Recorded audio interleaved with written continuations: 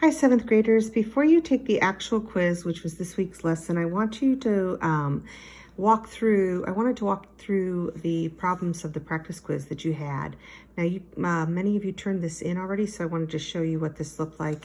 You can also access this, I think, on bigideas.com, but I wanted to just go through the problems.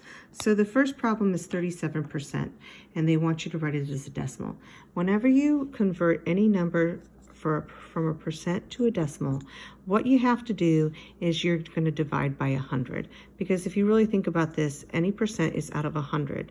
Even when you're looking at that, you see 37 hundredths, which in essence is moving the decimal over 2 places to the left. So 37 hundredths percent to a decimal looks like that. The next problem, number 2, was you have 0.02, which is 2 hundredths, and if you just listen to that, you have 2 hundredths. Okay, they want you to convert that to a percent, which basically means you're going to multiply by 100 or move the decimal over 2 places to the right. So that's going to be 2%. Okay, the next one, number 3, was write 1/20th as a percent. What I like to do is I like to set up a proportion. Every percent is out of 100. Proportions are equivalent ratios, and so, which in essence is an equivalent fraction. So what you want to do is figure out, okay, 20 is a factor of 100. If I multiply 20 by 5, I get 100. So just do the same thing to the numerator, and you have 5% as your answer. So 1/20th is 5%. The next problem, what percent of 70 is 84? So I would set up a proportion for that. And when you do that, I would say, okay, if I'm going to set up a proportion, I'm looking for a percent. So that's what I need to have, is x over 100 equals. Now, my teachers always taught me is over of, which I think always, how do you know where to put the numbers? You have 70 and 84. But it says what percent of 70 is 84. So actually the is 84 and the of is 70, because you have the is over of. What percent of 70 is 84? Notice this is going to be larger than 100%. That's an improper fraction. The first thing that I would do is I would see what goes in to both 84 and 70. So the easy one would be 2. I'll go ahead and just divide by 2. If I divide both the top and bottom by 2, I'm going to get 42 35ths. And then I see, oh, I could divide that also by 7. So if I divide the numerator and denominator by 7, because you want to keep making it as small as you can, it makes it easier. If I divide 42 by 7, I'm going to get 6, and 35 divided by 7, I'm going to get 5. So my proportion that I'm going to use is x over 100 equals 6 over 5. The reason I do that is 5 is a factor of 100. Now I can use the easy equivalent fraction. I multiplied 5 by 20, so I'm going to multiply 6 by 20. So x equals 120. So, and this is a percent that they were asking for, so that 84 is 120% of 70. That's the answer. Number 5 was 125%. What number is 125% of 48? So again, I'm going to set up a proportion. Anytime you have a percent, put it over 100, 125%, and we want to know what the is, because it said of 48. So again, if you have the is over of, now it's just a matter, I would again simplify this. I would divide both the numerator and denominator by 25. If I do that, then I'm going to get 5/4 equals x over 48.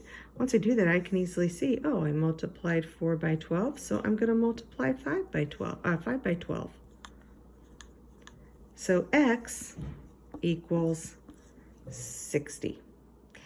So the next problem is 30% of what number is 30?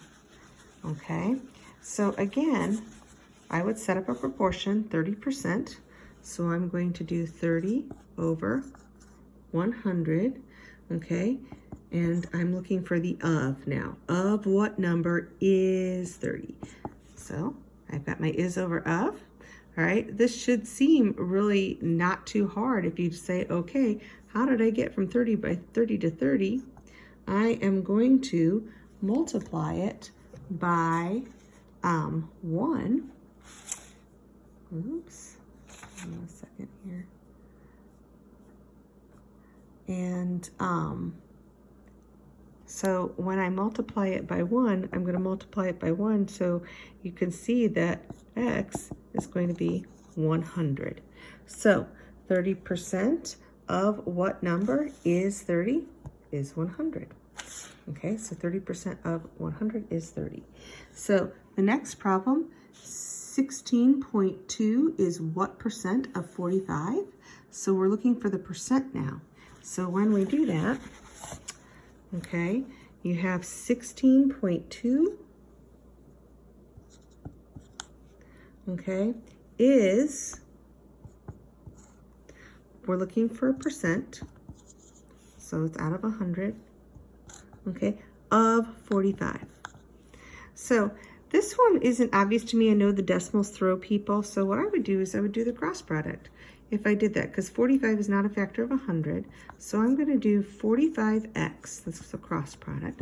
45 times x is 45x. And I'm not going to write this out because I am going to end up reducing it, but 16 and 2/10 times 100. To isolate this variable, I am going to have to divide both sides by 45. So it cancels that out, and x equals. So now what I have to do is I just have to say, oh, I see some common factors here. I know that 5 goes into 100 20 times, so that leaves me with 9. And I'm just going to check this, but I suspect 9 is going to go into this evenly. 9 goes into, because 1 plus 6 is 7, plus 2 more is 9. 9 is going to go into this evenly since 9 goes into 9. So 9 goes into 16 one whole time with 7 left over. And I'm going to put my decimal there. And 9 goes into 72 8 times. So I'm going to do 18 times 20, or 1.8 times 20. Now I'm just going to do that mentally because I know that if I double 18, I'm going to get 36. Okay, so 1.8 times 20, if I just double that, I'm going to get 36, and then add the 0 there. I have one place to the right of the decimal. So x is going to equal 36. The next problem, of course, is a word problem. You know word problems. The problem with them are the words. That's what I say all year. It says you purchase 3 action figures per week. You have 27 action figures, which is 60% of the total number of action figures you need to complete for your collection. How many weeks until your collection is complete? So we first have to figure out how many weeks we've been collecting. So if we have 27 action figures, okay, and that is 60% of what we've done, we need to know how many total weeks, okay, or how many total action figures we're going to be collecting. Then we'll figure out the weeks. So how did I get from 27 to 60? That's not obvious to me, but I can reduce this, and then I can probably see an equivalent fraction. So if I reduce this, and I can see that I can reduce that even more, divide both the top and bottom by 2, and I get 3/5. So now when I set up my proportion, I have 27 over x equals 3/5. What's nice about this is I can see that I multiplied 3 by 9. So if I multiply 5 by 9, I know that x is 45. What that tells me is that I have 27 action figures, which is 60% of the collection. So 45, okay, is how many total action figures I'm going to get. Now, it told me that I collect 3 action figures a week. So if I divide 27 by 3, that means I've been collecting for 9 weeks. All right. And if I divide 45 by 3, that means that I have a total of 15 weeks that I will be collecting. It's going to take me 15 weeks to collect. None of this is actually the answer, but it's going to help me get to it. So far, I've been collecting for 9 weeks. I have to go 15 weeks total. So how much more do I have to collect? 6 weeks. How did I get that? I did 15 minus 9. That leaves 6 weeks left until my collection is complete with 45 action figures. The next one is about collecting. An amusement park is open May through September. The table shows the attendance each month as a portion of the total attendance. How many times more guests visit the amusement park in the busiest month as opposed to the least busiest month? Basically what that is that you're going to have to put all these in order, determine what the smallest one is, determine what the largest one is, and then figure out how many times that's been increased. So that's just a simple division problem once you figure out the greatest and the least. Okay, so what you need to do is put these in order from least to greatest. So what I do is I write the decimals out. Okay, I'm going to write all of these problems out as they're in their original form. So I've got 900ths, 8/25ths, 22%, 2900ths, and 2/25ths.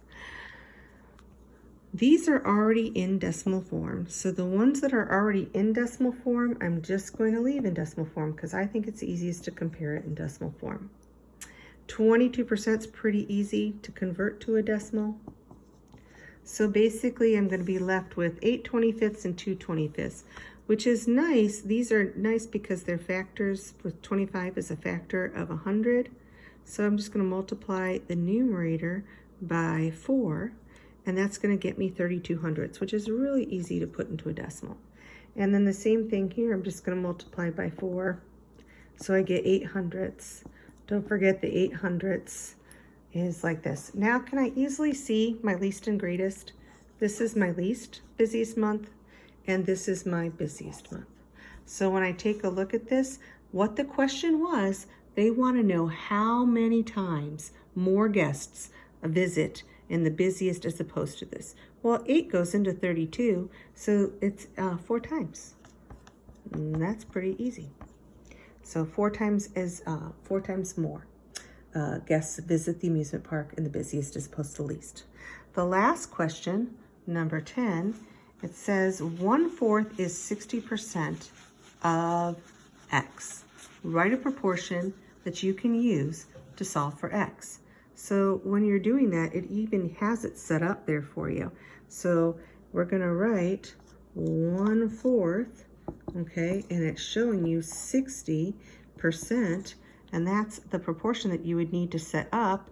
And then you go, okay, well, how did I get from 100 to, I think that's just it. So they want you to solve the proportion then. It says 1/4 is 60% of, oops, I didn't set that up right. Hold on a second. 1/4 is 60% of X. I was not paying attention. It's not 1/4 is, this is basically a fraction over a fraction. So when you're solving this, that's what you need is 1/4. Okay, is. This is the is and this is the up. Very similar to what we did with our ratios last time. Okay, but basically, how did you get from 1/4 to 60? Or what you could do is you could do the cross product also. You could say 60x equals 100 times 1/4, which is actually 25. Okay, when you do that, hold on 1 second here. My computer is not cooperating.